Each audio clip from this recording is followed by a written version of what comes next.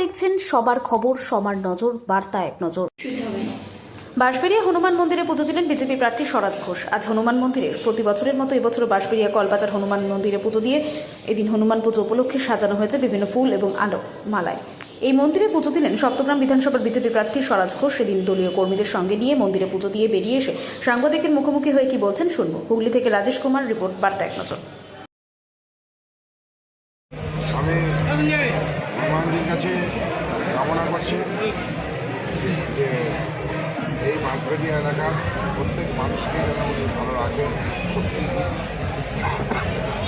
এবং বাঁশবেড়িয়া এলাকার সকলে মঙ্গল করুন, তার সঙ্গে সপ্তগ্রামবাসী এবং হুগলিবাসী মঙ্গল করুন।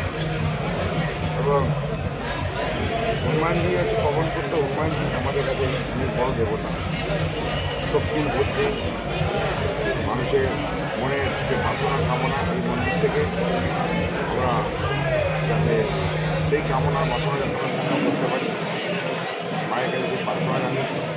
এবং হনুমানজির কাছে এই প্রার্থনাটা করেছি যে পশ্চিমবঙ্গ রাজ্যে তার সাথে সপ্তগ্রাম বিধানসভায় যে অশুভ শক্তি চলছে সেই অশুভ শক্তিকে পরাস্ত করুক আর শুভ শক্তি উৎপন্ন।